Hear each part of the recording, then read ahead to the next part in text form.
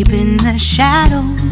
I know it's hard to put one foot in front of the other.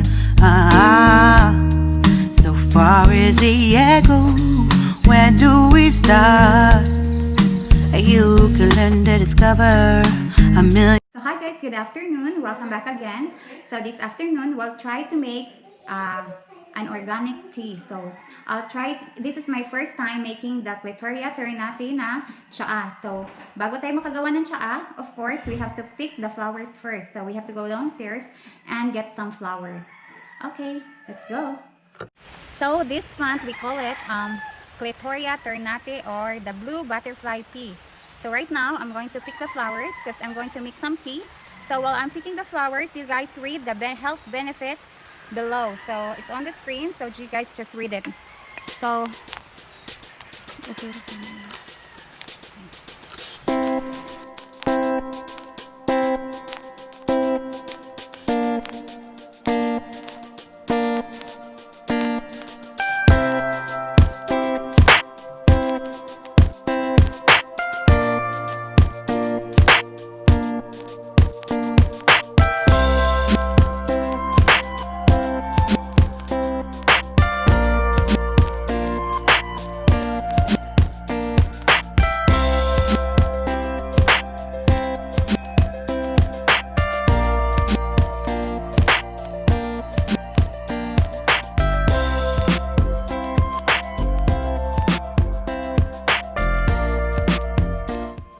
So this is now our blue butterfly flower. So ngayon, we have to wash this and then let's try to make some tea.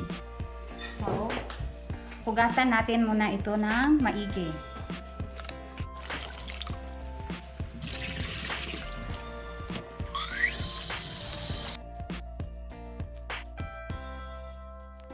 Ngayon, nahugasan na natin yung Clitoria TERNATEA flower natin.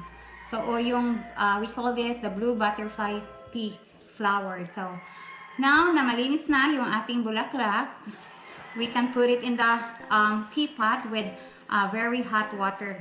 So, yung teapot, kailangan lagyan natin siya ng mainit na tubig. Tapos, ilalagay lang natin itong hugas na bulaklak ng TERNATEA. So, just open this. You know, very hot. So, we'll just drop the flower and then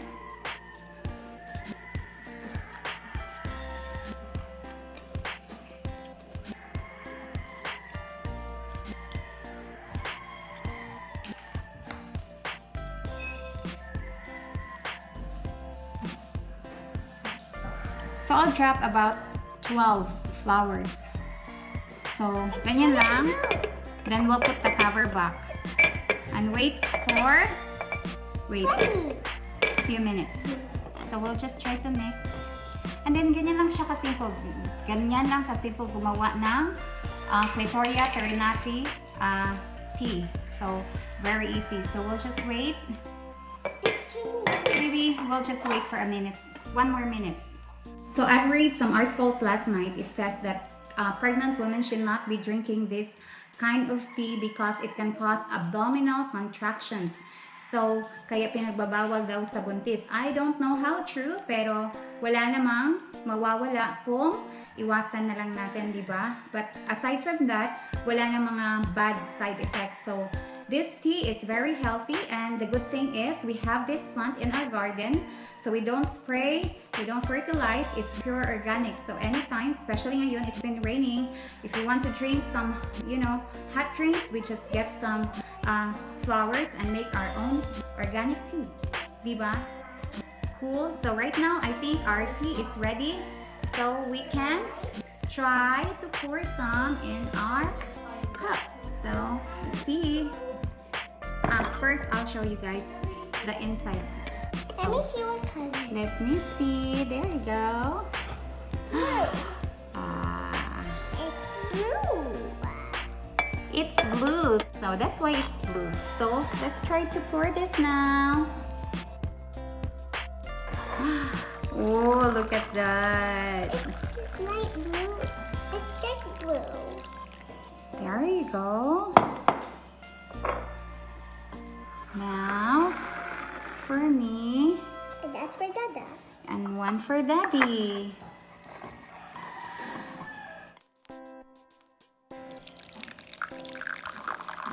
And then if we want Nakuha more, ko dati.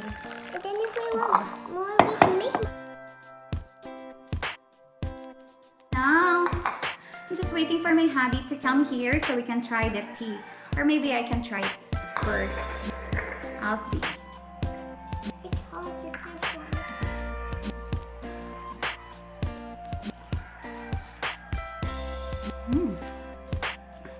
Masarap yung lasa. It tastes good. Tsaka especially for me, I'm not allowed to drink caffeinated tea, coffee, or any drink. So this one is just perfect for me. So I can make this every day and drink in moderation. Of course, everything that is too much is not good for our body. So Mom, you're just going to drink that every day? Just a little bit every day. I can try. Dada, your tea. Come here, your tea is waiting for you. Who? Hindi pa, let's go. Ang sarap. This is my first time. Pero masarap siya. Having that tea? Yeah. Oh. So that's it for our vlog this afternoon. And for those who are living close to me, I still have a lot of flowers where I can, you know what, I can share it with you guys if you want. Just let me know. And then, yeah, that's it. Hopefully, for those who have this plant, you try making some tea also. It's really good. And there is a lot of health benefits we can get from drinking this tea. Okay, so thank you guys for watching. And don't forget to subscribe. Okay, so I'll see you around. Bye. Cheers.